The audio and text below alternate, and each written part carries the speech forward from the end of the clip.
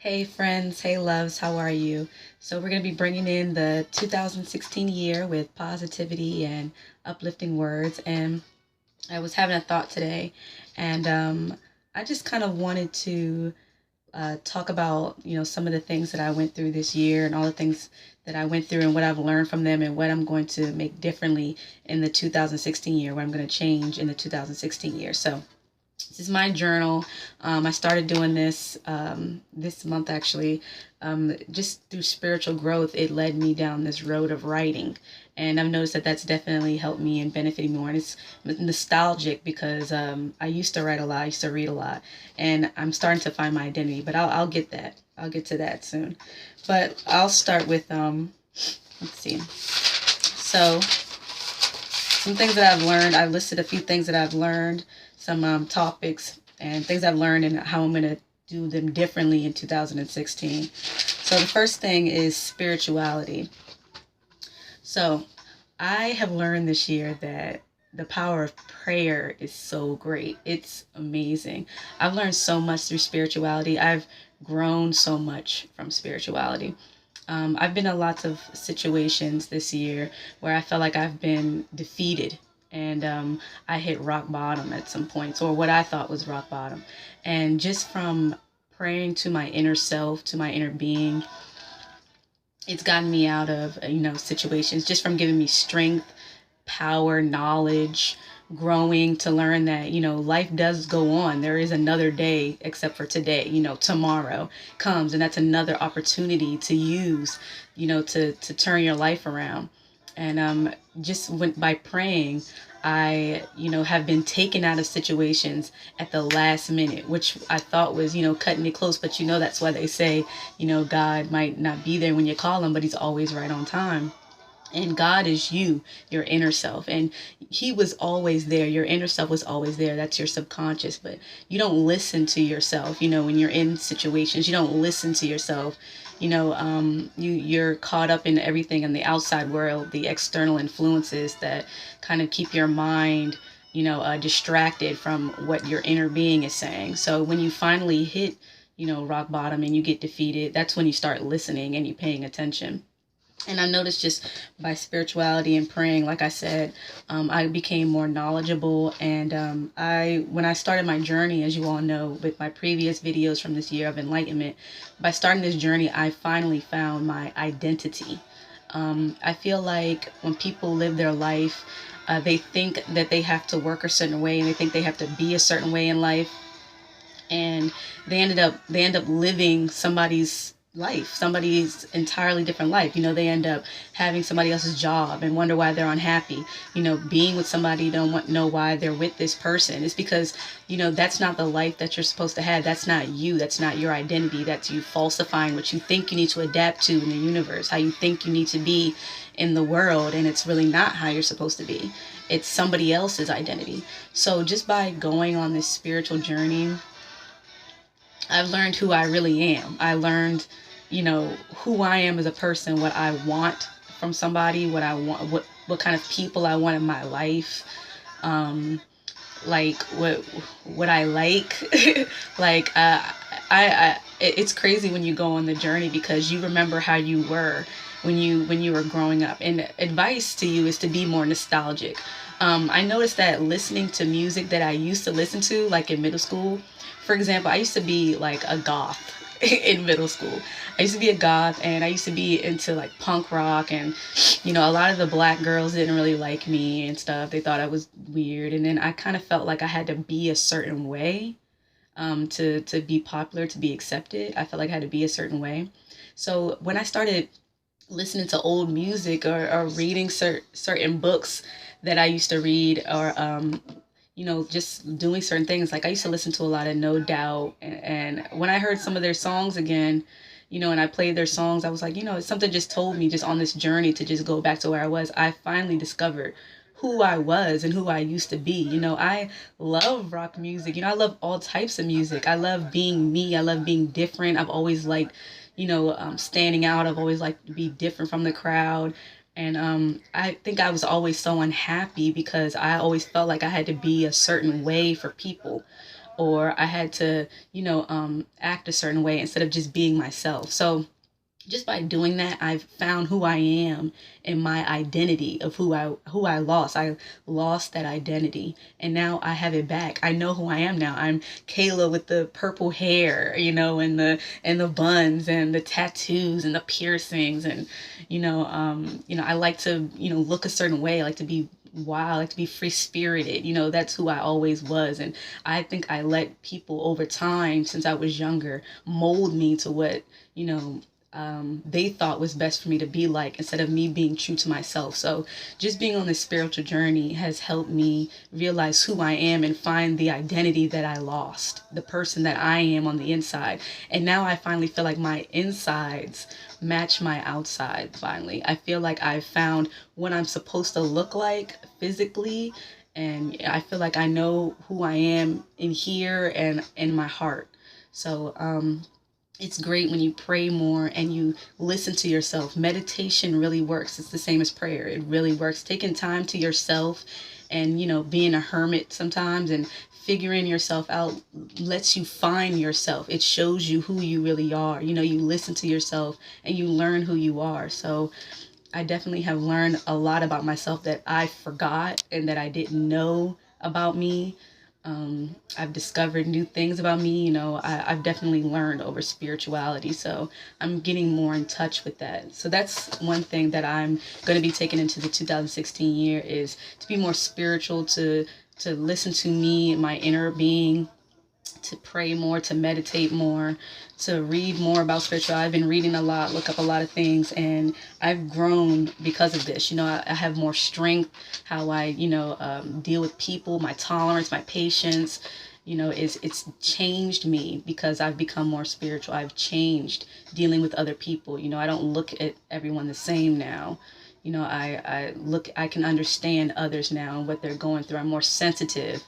So that's my main thing for 2016 is to take that into consideration and to act on that more, like I have this year. So the next thing was family. So family, I've learned that you can depend on them. I've always been very independent, and I think because I never really had a good relationship with my immediate family, like my parents or anything. I've never had the best relationship with them. I think I always felt like I was afraid in a sense to ask them for anything or ask them for help, or get them to help me with things, because I never really had that from them before. They always, they did, they're good parents and did what they could, but in certain areas where I felt like I was needed, I was lacking that. So I think I turned into this person where I'm like, okay, if they're not gonna do it, I'm gonna do it on my own all the time. And I know, and then I got into these situations this year where I was defeated or at rock bottom, and I felt defeated, and nobody could help me. Nobody could get me out. So God put me in a situation where I had to go to my family. I had to ask them, and I had to put my pride aside. So that's another thing I learned, that pride is like evil. It can hurt you if you have too much of it. Too much pride doesn't help anybody. It confuses you. It makes you think that you don't need anybody. It makes you think that you are if you ask for help, you're a burden, or you're hurting them, or you're bothering them or pestering them. It makes you feel like they're not going to do anything for you. It tells you things, like, or you can't do things for yourself. And I got to the point where I couldn't do anything else. I couldn't let the pride talk to me like that. I couldn't do anything else. I had to ask them for help, and I just did. And once I did, it opened up a door for a new relationship with me and my family, especially my father, who I was never really close to. But over this past year, we've been building like a much closer relationship. I mean, lately, the past few years we have been, but this year I would say has been the most beneficial, closest relationship we've been, like the closest we've been getting. Um, just like being able to talk to him more ever since I just put that pride aside. And, and like somebody had to tell me, my grandmother had to tell me, look, why are you so afraid to speak to your dad? Why are you so afraid to do these things? You think they're not going to help you? That's what they're there for. And I guess I just kept thinking of past. I kept thinking of the past. And when you hold on to that, it doesn't help you because you're just keeping yourself stagnant in the same situation. You're just keeping yourself there. So I just got to the point in a situation where I had to get myself out, and I asked for help. I reached out and extended, and it was accepted. And ever since then, I noticed that the bond between us is different. Somebody has to take that leap. Sometimes you have to put the pride aside and everything else benefits you, and then you're like, man, I could have been had the help this whole time. I could have you know gotten out of these situations all this time, because that's what your family's there for. That's what they're for. And I don't know why I didn't think that. No matter what happens in the past, what happens with time heals all wounds. That, like, it heals everything. So no matter what happens, your family is there for a reason, and they're going to be there. They're going to help you, and you can ask them for things. You can, if they say no, then okay, you ask, you figure out what you can do to make it better, but you don't hold it against them. You know what I mean? So I've learned that your family is there for you. It's easier to communicate with your family, and also and do things with them. And I've also learned that you can't change your family. So there, I still have, I'm still growing. But if you're in a situation where you and other family members aren't getting along, or something's not helping for you, you can't change them. All you can do is change. All you can do is be true to yourself and know what you need to do with your life to change and be a better person. Because over time, all of that will come into play. All of that will come, and you'll get what you want. But you have to worry about yourself first, because you can't change anyone. You can't make somebody be the way that you want them to be. You have to just be the best you for yourself. And when you become the best you for yourself, everything else comes into fruition. Everything else comes into play because of that. So don't try to change your family. Just be an example for them. If your things aren't going well, be an example for them. Show them that you're changing, and then they might be willing to change. Take that first step and be the bigger person.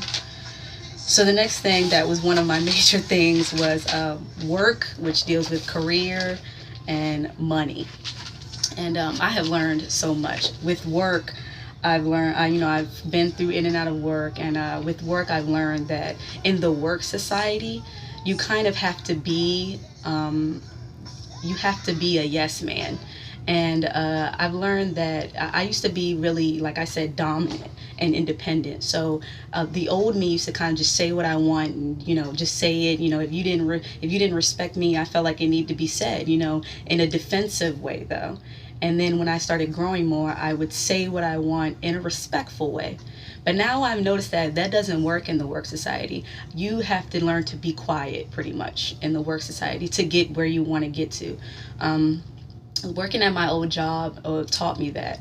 It was kind of like a sweatshop in there, and they didn't care what you said, didn't care what you did. And I think I took advantage of my previous jobs because of that. And when I got put in this situation, I learned that being a yes man works. So when I got this job, I quit it already, but when I got that job, I told myself that I was going to change, and I wasn't going to be so dominant, and I was going to start respecting and just do my job, and that was it. So the only thing that I would do when they would tell me to do something is say yes, yes, and smile. So I've learned that smiling and saying yes to everything, and just doing your job works, because talking back, or even if you say it in a respectful way, doesn't benefit you. It pretty much puts a target on your head to show that you're a problem child. It doesn't matter what you say. You can say it respectfully, they can understand it, but it doesn't matter what you say. They don't want to hear it. They just want you to do your job. That's it. They don't want to hear it. They don't care. They want you to do your job. There are some places that do, but ultimately you work for them. Kind of similar to your parents. They don't want you to say anything back. They just expect you to do, and there's nothing you can do about it. So I've learned that being a yes man in the work society, so this is just in the work society, benefits you, because when I was a yes man, I learned that smiling and saying yes to everything, I didn't get asked to do a lot, because I was known to be reliable about everything. That people just knew I was going to do it, so they made other people do it, because they were like, oh, if we ask KJ, she's going to do it. So we'll get somebody else to do it anyway. So I didn't have to. When I got to that point where I worked a lot, and I showed how reliable I was, I didn't have to work so much. They never did ask me to do a lot. You can move up quicker. You can move up quicker in society. It benefits you more. Um, you can definitely get, raises or things that you want. That definitely benefits you more. Um, you can also, all right, so you can also, well, after moving up quicker in society, excuse me, hold on.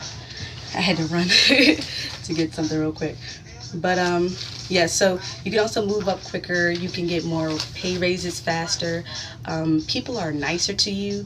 They communicate with you better. They feel like they can come to you for things, talk to you about anything. Plus, your opinion matters. When you kind of like put a target on your head as a problem child, nobody's gonna listen to you, because if you're disagreeing with everything that your coworkers or your boss tells you or who you work for, they're not going to listen to your opinion. But once you become a yes man, they listen to you, because they think that they know that your word is reliable. They know that your word means something because you do what they say. They know you're serious about your job. So I think previously in old jobs that I had, I didn't know that. So being in this situation, being at my job and how it was a sweatshop and how it was, definitely taught me that being a yes man helps. Just for the work society. I'm not saying, for if you have your own career, you do your own thing, you're your own boss, but in the work society, that's how they want you to be. I mean, it's not fair, but that's how I've learned essentially that that's how they want you to be. People respect you more. So you can, eventually speak your opinion and people listen to it. So I've learned that having a work society job benefits you, especially for somebody like me. Everyone's not made for 9 to 5. I'm not. I'm just naturally independent and a be my own boss type person. But I, need a work society job to fund my career, to fund what I want to do, which you all know is to eventually own my own radio show broadcast and do motivational speaking and help people with fitness. So I need a work society job to fund that. If you have to know that if you want to get to where you want to be, you have to have money to come in order to get there. And so I had to learn that skill, and I think it's because I was doing those jobs for the wrong reasons.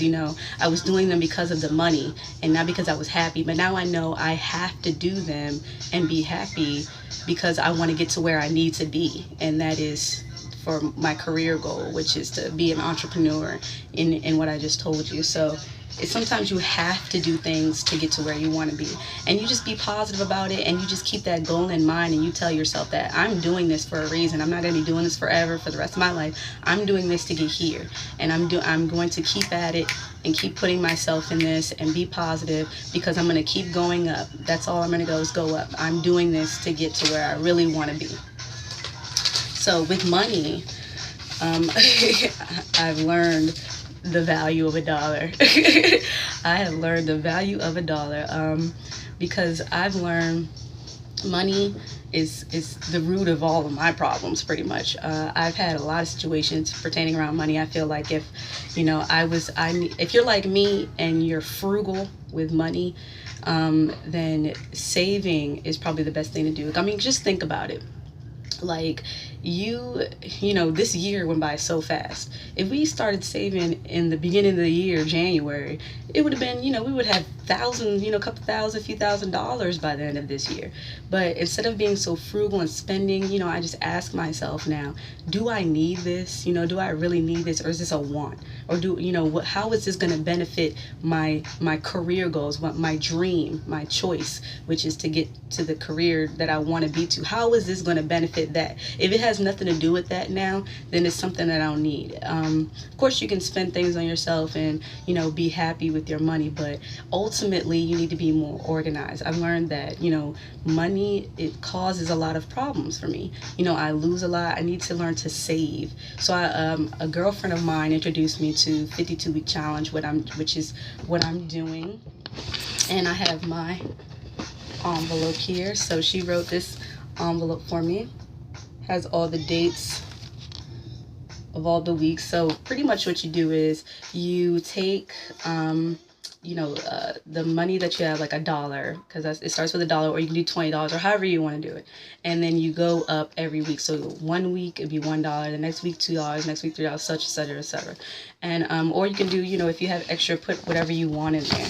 So I'm trying to teach myself to be more organized when it comes to funds, and know that it's going to be going to a certain place, which is my career. So I learned to take some money to the side and save for yourself. Maybe have like an expense account. Maybe like write down things that you want, right where you want it to go. Funds for your career, funds for a car, funds for a house, funds, for insurance, or, funds to get you to play around, get your hair done, nails done, all that stuff. Kind of just like budget yourself and write down. So I'm really bad at it. Trust me.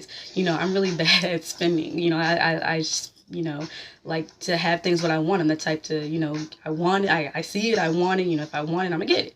But I realize that doesn't help you in any way, doesn't benefit you, because you can turn around at the end of the year and be broke, and then wonder why you're still in the same position, and wonder why you're still broke. And it's because you want it, you spend it, like that type of person.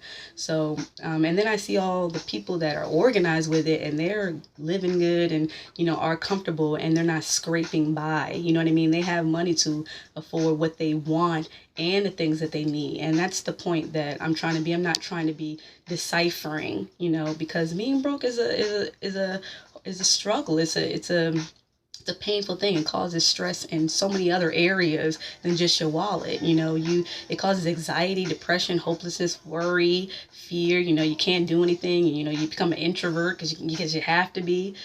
So it's like the root of a lot of problems. So I feel like once you tackle, if you have money problems, once you tackle that and you get that in order, a lot of your problems will be solved. A lot of your other situations will be solved, because, you have to get yourself, the best you, in check. You have to fix all your problems first to get everything else in check. That's how everything else comes into play. So my thing, for that for money is to save more, be less frugal with money, and be more organized when it comes to funds, and know the value of $1, and how to stretch, and how important it is to save. Excuse me. So finally, the last thing that I've learned is about love and relationships. So this is probably the biggest lesson that has stood out for me. And the main thing that I've learned about this is to not compromise myself and my happiness. I think that my problem is, if you're like me, I give a lot of myself when my feelings are really serious, when my feelings are into it. I give a lot of myself quickly.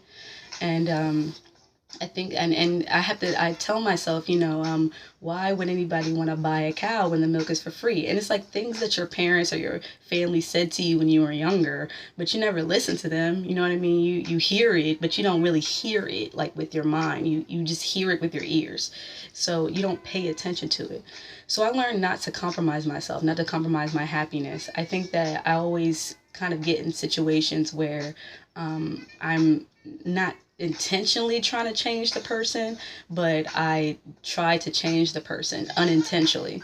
Like I'll be dating someone, dealing with someone, and they might, pull trickery on me, or maybe they say they want something, but they don't really, or such and such. And I know I know that I want something, but maybe I think because I want that person bad enough, I compromise my happiness. I'm like, okay, well, I can wait for this, I can wait, and I can try to do this and get them to like me.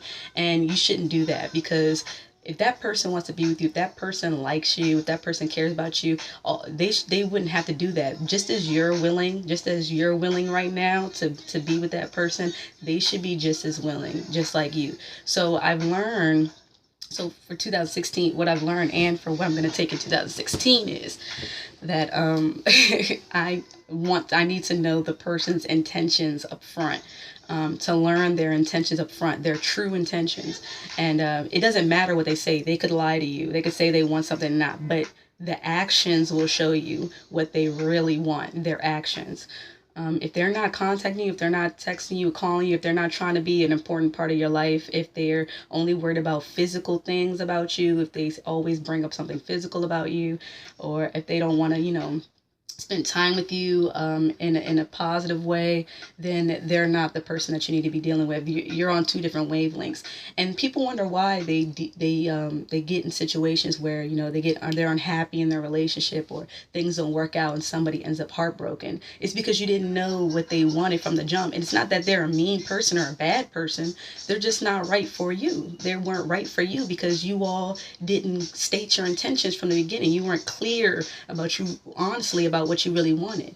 If you want, to play around, joke around, fool around, have fun, and be young, then do that. Then do that. If you want a relationship, then state that you want that. Because if you both are lying to each other, or if you're both hiding it from each other, then, because you don't want to lose that person, or they look so good, you don't want to lose them, or, you're just so attracted to them. Trust me, it's not all about that, because you're going to end up losing them anyway in the end. You're going to end up hurting yourself and losing them anyway. And they're going to be like, why didn't I just listen to myself? You're going to be right back where you were, single.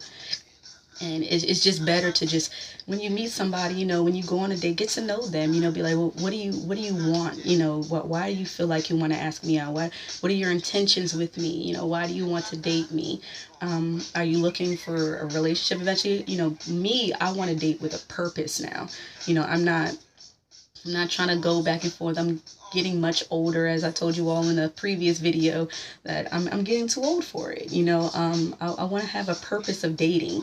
I don't mind dating, more than one person, but it needs to be a purpose of somebody wanting to get into a relationship, or, wanting to be serious eventually.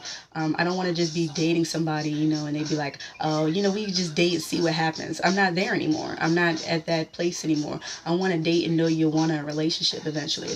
I want to date and know that, you're going to want something serious.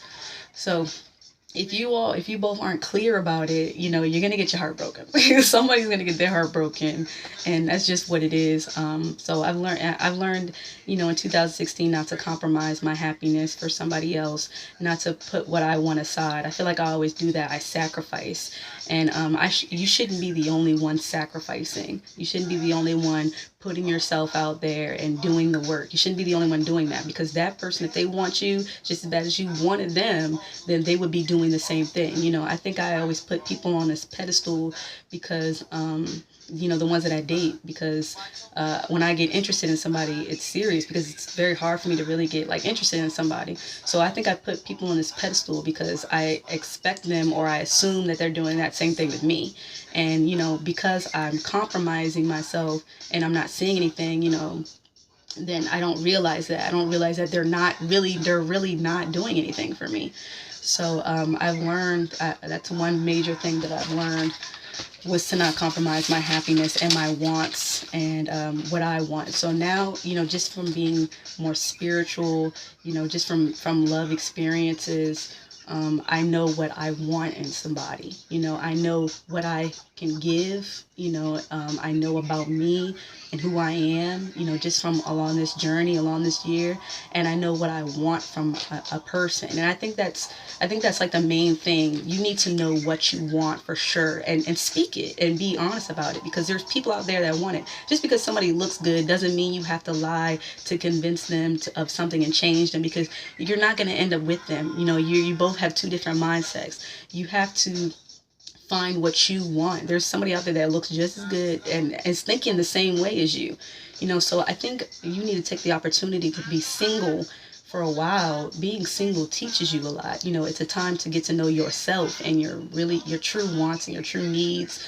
And being single definitely taught me what I wanted out of a mate, how serious I wanted them to be, and, just from dating previously, how I wanted, with communication, how important communication is to me. Like, it's so important to me, and I never realized how important and straining that is to me. So I learned that about myself. I learned a lot about my wants from being single and knowing me and dating and knowing who I am. So that was one of the main things. Oh, and another point I wanted to touch is sex complicates things. I know people say that, people say it, but once again, they don't listen to it, but it really does. If you have, two different intentions and you sleep with somebody, right? And your intentions is to get in a relationship, and the other person's intentions is to just kind of fool around. Like, there's going to be confusion. There's going to be, unhappiness, because you're going to be wondering why you're going to be the person that's going to, that wants to fool around and have fun is going to be wondering why you're so clingy, wondering why you're like, always like this, or you always want to be around them. And it's like, because you never stated anything from the beginning. You gave it up, you had sex, and now you're thinking that they want a relationship, and you're all confused, and the person that wants a relationship, they gave it up to you, and they're wondering why you don't want anything with them. It's because you never stated what you want in the beginning. And since you never stated what you want in the beginning, and you jumped all that and you went straight to sex, that just makes it worse. It complicates everything. You have to know your intentions. You get to know that person, because it complicates it. It causes feelings stronger for the person that actually wants a relationship, and it causes distance for the person that just wants to hang around, because they already got it. Why buy the cow if you're getting the milk for free? Their intentions was to just hang around and just have fun from jump. So now you feel used and abused by that person. Now you hate that person, even though they're not bad. That it was just foolish of both of you to not state what you truly wanted.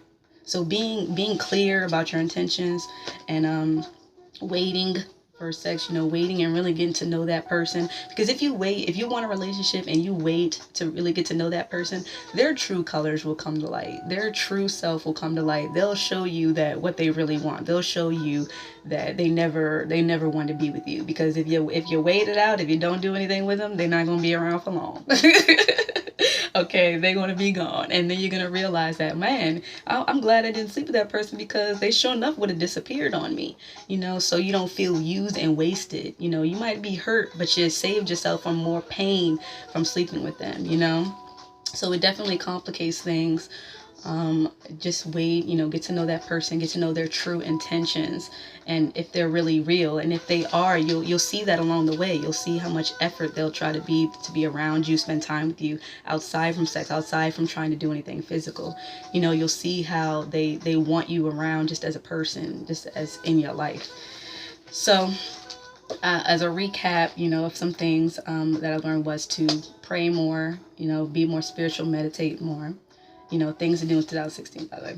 So to read more, I noticed that, along with I told you earlier in the video, that how I found my identity. I used to be really big on reading.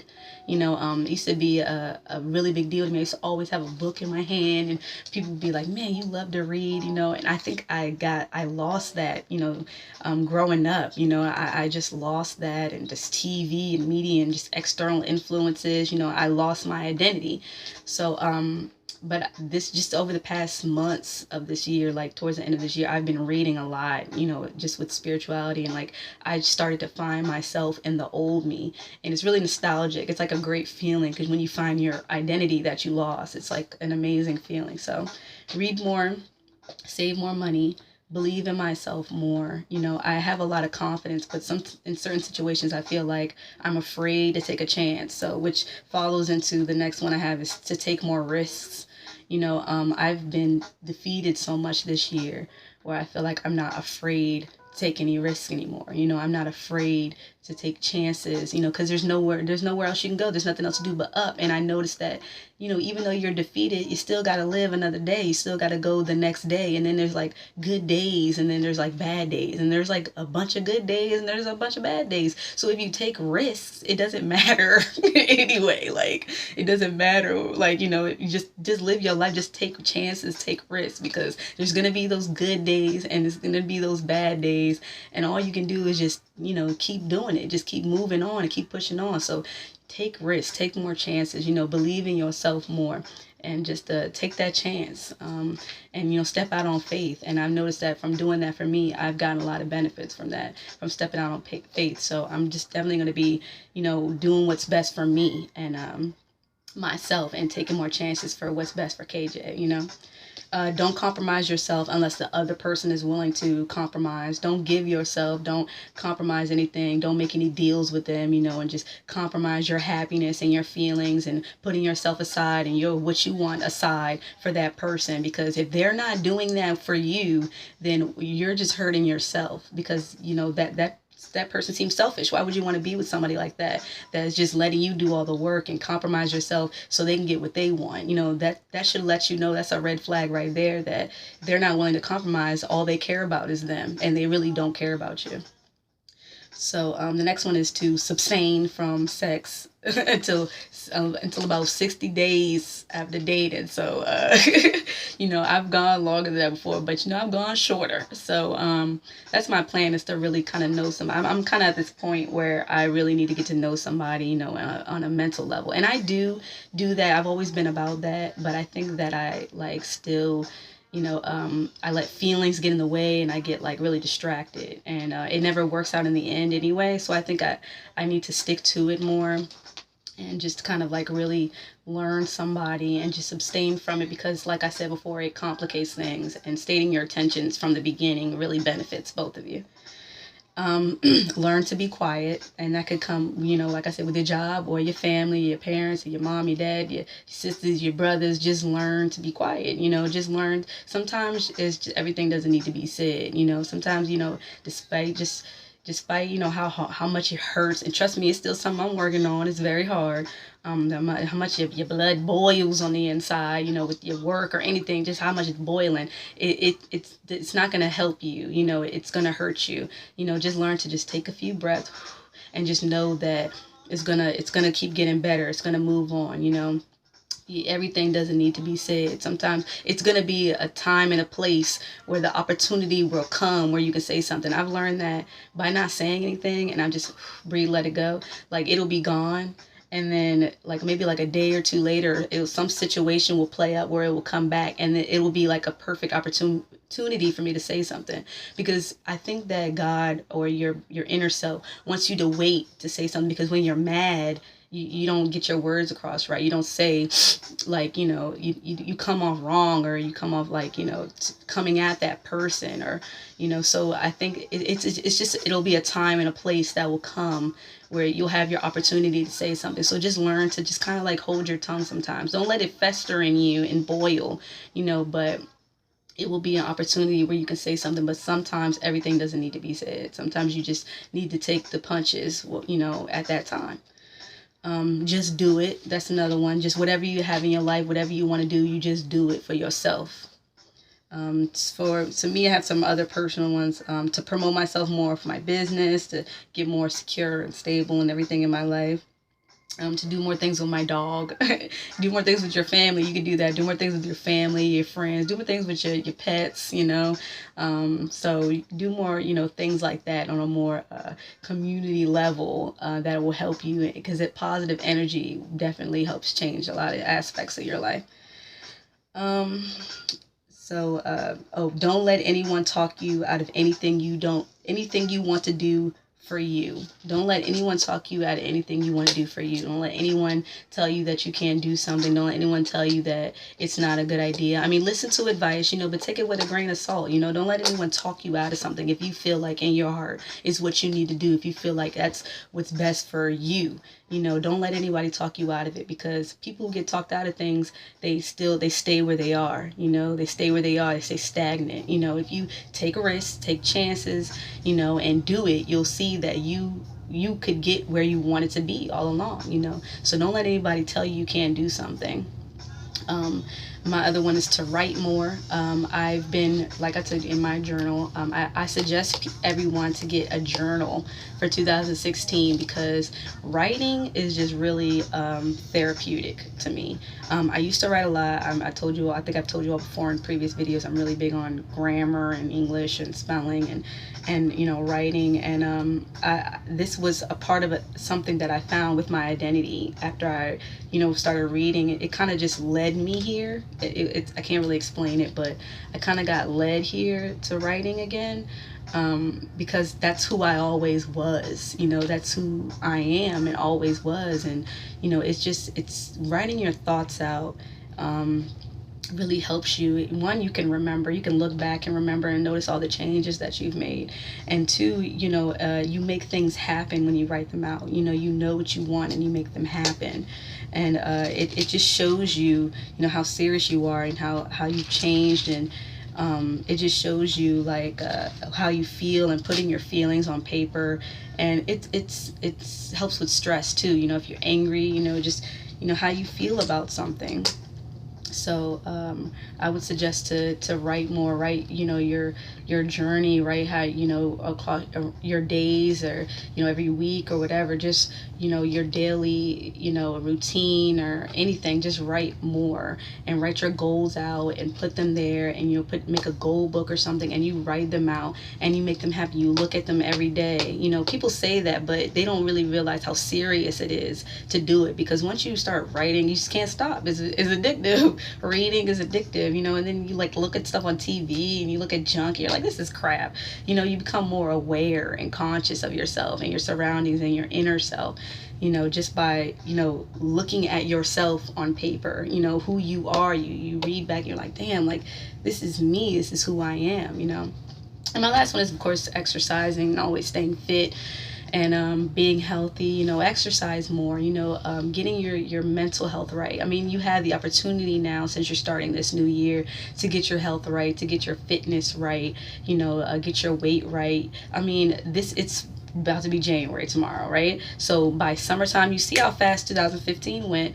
You start right now. You start tomorrow on New Year's Day. You all out partying right now, and I feel like the ones that are partying, are gonna be bringing, how you bring in the new year, to me, is how your year is gonna be. Like that's how you bring in the new year. Like that's how your year is gonna be. If you came in the new year partying and joking around and BSing and stuff, that's how your year gonna be, because that's how I brought it in. Like last year, I was partying with my friends, having fun and everything, and I didn't. I mean, there was plenty of ups and downs this year, but this year, I'm bringing in the new year with knowledge, with reading, with worrying about my career, my business, figuring out more videos, what I can do to make myself better, because if I come into the new year with that mindset, I feel like I'm going to stay that way. I'm going to stay with that mindset.